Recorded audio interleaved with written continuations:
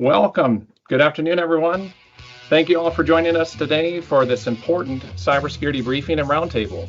We appreciate your presence and your commitment to prioritizing the security of your business. Before we dive into the agenda for today, let me take a moment to introduce our team and provide an overview of what we do here at Zatis. We're a team of dedicated experts in IT and cybersecurity, working tirelessly to ensure that our clients receive top-notch support and protection for their businesses. Our mission is to help you navigate the complex world of technology while safeguarding your business's most valuable assets. That is absolutely our mission, Jason, and that is why we're here today, to have a proper conversation about some things that people maybe don't think about in the day-to-day lives. We'll talk about the agenda really quick here. It's going to be, like usual, pretty short meeting, little roundtable. We'll hopefully keep it under 15 minutes. We're going to talk about what's really going on. We're going to actually have a special guest discuss who this sort of thing actually impacts. We're going to discuss like what costs would be involved for anyone who might suffer this sort of thing. We'll discuss what you have control over as a business owner and how you can use this information to leverage growth in the future. But before we get into all that fun stuff, I'll pass it over to my main man, John, to talk about what's really going on. Thanks, Ben. A disturbing cybercrime trend involves funds transfer fraud, or FTF, and it has shown significant developments recently. FTF is a fraudulent, unauthorized transfer of funds from a victim's bank account to one the hacker has specified. FTF is trending up. Since 2020, incidents and initial losses from these frauds have risen by 78%, with an average loss of $388,000. Small businesses have been particularly affected, experiencing a 102% surge in initial losses in the same time period. While this is going on, the methods and tactics are getting more sophisticated. There's been an increased use of social engineering techniques such as email spoofing, phishing, and business email compromise to facilitate funds transfer fraud. Also, there's been a shift to the use of cryptocurrency. This is mainly to disperse the stolen funds after the fact, as it's really difficult to track and complicates recovery results or efforts. Also, the exploitation of automated clearinghouse or ACH systems. This method is particularly effective due to the automated nature of ACH transactions. Consequently, cybercrime insurance has become a critical tool for businesses to mitigate losses from funds transfer fraud. However, the coverage is often limited, making it essential for organizations to implement more robust preventative measures such as multi-factor authentication and thorough verification of payment requests. Back to you, Ben. Thank you, John. That is a lot of great info to have, and that's definitely the sort of information that guys like you and me work with on a day-to-day basis. You know, we see this all from the outside of these breaches that happen and what needs to be done to take care of them. But we actually have a special guest with us today, someone who was sort of a victim of a bit of a bank scam, and she's here to tell her story today. Her name's Lindsey. If you'd like to introduce yourself, what you do, and tell us what happened. Yeah, so I'm Lindsey Hicks with the Hudsonville Chamber, and we did have something like this happen a few months ago with cybersecurity issues, and it really allowed us to clean up a lot of our processes, take a closer look at a lot of things that we are doing. We actually switched to is managing our finances, but in March or so, someone did hack into my email, and they actually contacted our bank to receive approval And then they did transfer the money through ACH. So like what John was saying, a lot of this happens with ACH payments. It's easy, it's very transactional, it's quick, and it's a direct deposit into that account. And so they weren't able to catch it. And with cybersecurity insurance, we did increase our cybersecurity insurance. Unfortunately, there are a lot of loopholes with that. You have to be very specific with it being able to actually protect you and your money. And so I'm interested to learn a little bit more about how to use cybersecurity insurance well and effectively just to protect you better. But yeah, it was unfortunate. We learned a lot. I'm excited to just have these opportunities to teach people, hopefully, to just slow down, protect yourself, make sure that you have processes in place to have multiple people approve. We actually decided for a couple of months while we were cleaning this up to go, everything was paper formatted, so all the invoices that were to be paid needed an actual like ink signature. And actually, I was bringing it to the bank, so no like digital invoices were being sent. And now we have a stamp and all of that good stuff too. So yeah, it was shocking how quickly that the money went. I think you have about 3 days to maybe capture some money of that back, business days. Unfortunately, ours was about 5 when we actually realized that it had gone missing. So I don't know. That's not even much of like a margin for error there. Like 5 days. Yeah, I know. A short work week, you know. Mm-hmm. On Monday everything's fine. On Friday everything's not as much fine. So out of curiosity, and I'm just making sure I understand, was it not only were you unable to recover the money due to limits on that transaction, but also the cyber insurance didn't pay out for that? Right. The cybersecurity insurance did not pay anything due to us actually approving it through a channel. And so they weren't able to recover any of that. Gotcha. But we actually contacted them, got very familiar with our policy, with the people representing our policy, being able to increase that per month. It is expensive, but it's worth it, in my opinion, to at least look at it, look into it, make sure that you are covered enough. So I don't know if you guys have any input with that. Absolutely. Yeah. I mean, we talk all the time about how cybersecurity insurance is absolutely important to have when you're running any sort of business that deals with money. And while that is also important to have, what we talk about even more than that, it's important to make sure that you're abiding by whatever it is that they have in place for your policy. Cybersecurity professionals like us can, in fact, help you comply or help you,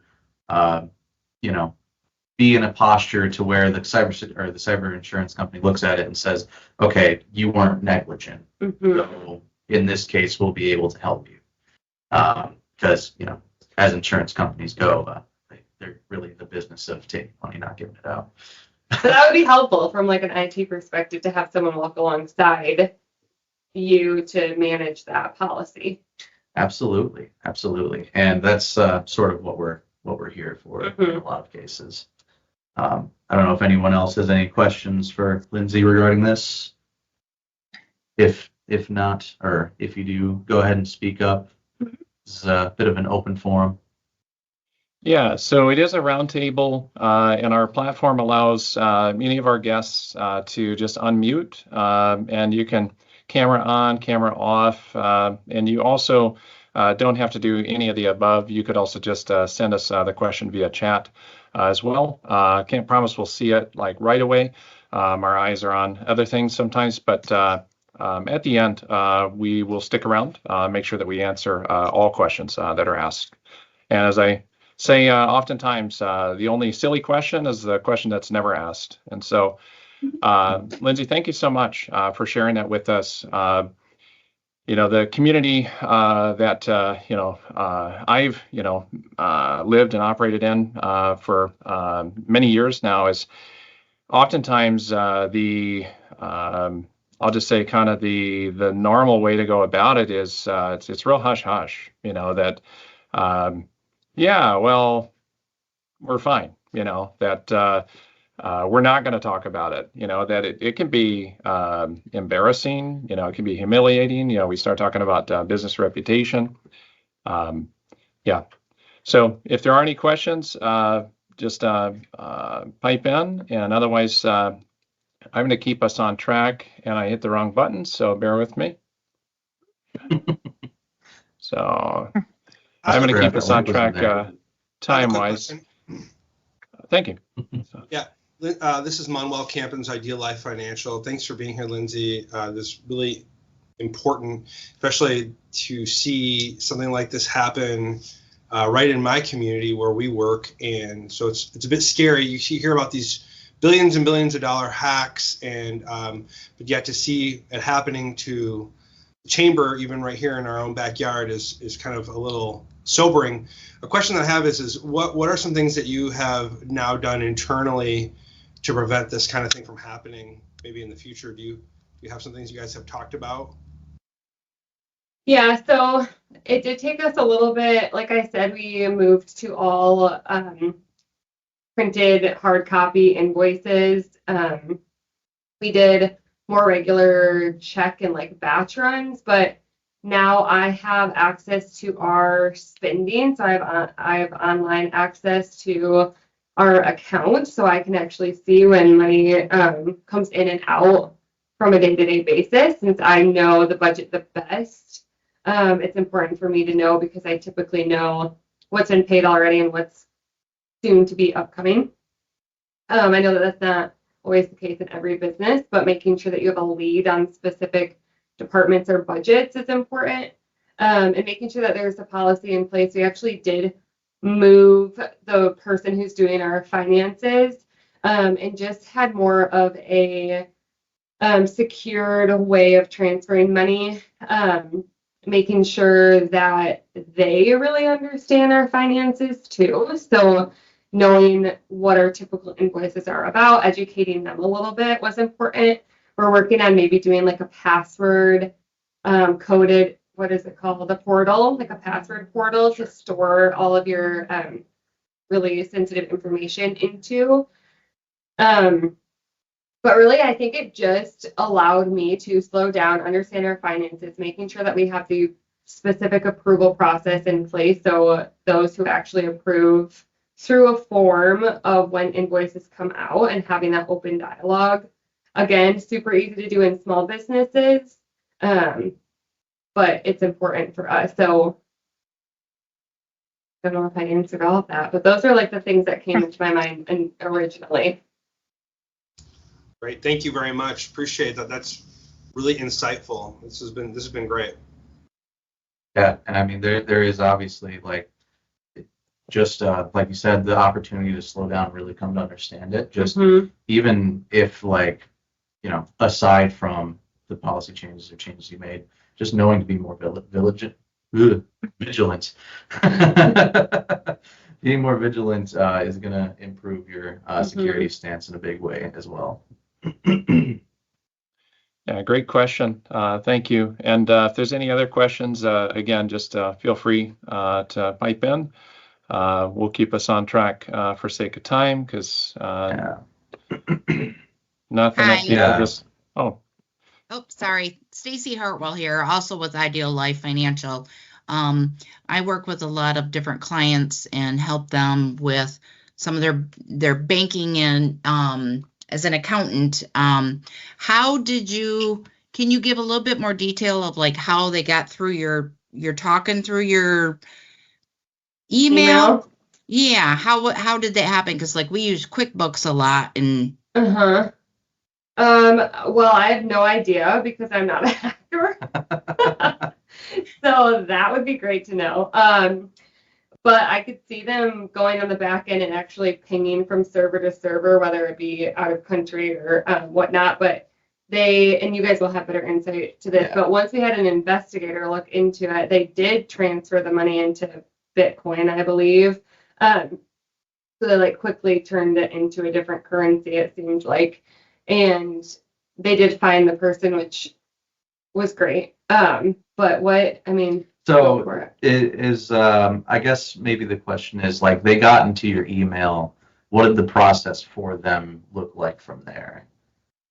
They went into my email. They took an old invoice that I sent electronically, edited the PDF, and sent it to the same person. We did. So after that, we did double authentication onto everything we do. So from our social media, like personal social media accounts, to our website domain, like everything is double authenticated, which is we should have done at the beginning. So great learning. Yeah, and I do that for my personal side with everything as well. So all my personal banking, and it's just good to be secure and making sure that your employees do that as well. Yeah, and it's pretty standard email impersonation. They send a invoice and say, "Hey, we need need some money. Send it our way," and they think it's you. So yeah, it is oftentimes as simple as having an email address to pretend to be someone else. Absolutely. Thank you, Stacy. So I'll kind of skirt through the educational part of this, but as I do that, if there are any other questions, we will stick around to make sure that all questions are answered, and really appreciate the questions asked. We talk about what is the cost, and you can read probably quicker than I can articulate, but it's significant. And I'll just say that. How can I use this as leverage for growth? Probably a bit biased from my standpoint. That we think a great solution would be to partner with us. But that's not why we're here today. We're here because it's really not the technology that we're concerned with so much. It's the people that use the technology. And we believe the key to putting an end to this madness is through awareness and education. And so we are always happy to help with that, whether that's at a profit or that's at a just good faith. And so what do I have control over? Some of the things that Lindsey mentioned are great to hear. One of the things I didn't hear, but it sounds like it's in place now, is we always advise our clients, but and before I say this, I'll just preface that I think it's even outdated nowadays because of AI. But the advice was always to first thing we would do when we would take on a client is instruct them to call their bank and all other banks and specifically request that the protocol would be put in place that a wire transfer would never be approved without voice verification. And the problem with that nowadays is if you get a solicitation, a spam call, robodial, half the time those calls are being recorded so that they can record your voice, and they start putting together your name and your voice. And guess what? Our simple solution to that is outdated. So again, you could always count on us. We're here to help, and that's truly our core focus is finding better ways of helping people. For everyone in attendance today, and even if you're watching this on a replay, we post a recording out onto social media, but we do send out a free gift, and we're happy to send that to anyone that would like to receive it. It's a 2-page PDF, and it goes through the 5 security controls that we believe must be in place for all businesses.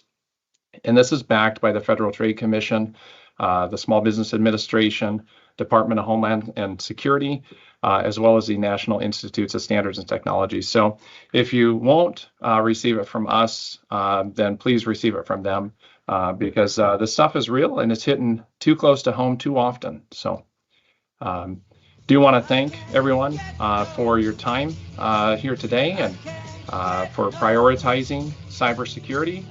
And again, if there are any other questions, I'll stick around for a little bit with my team, and we'll make sure to answer those. And Lindsey, thanks again so much. We really appreciate you taking the time out of your busy day to share with us. Thank you. Yes, thank you for your help. A lot of great insight from someone who was there first person. So great having you. Thanks. um, Hi, MJ. I think that's her. oh, Thanks for joining. yeah, she's muted.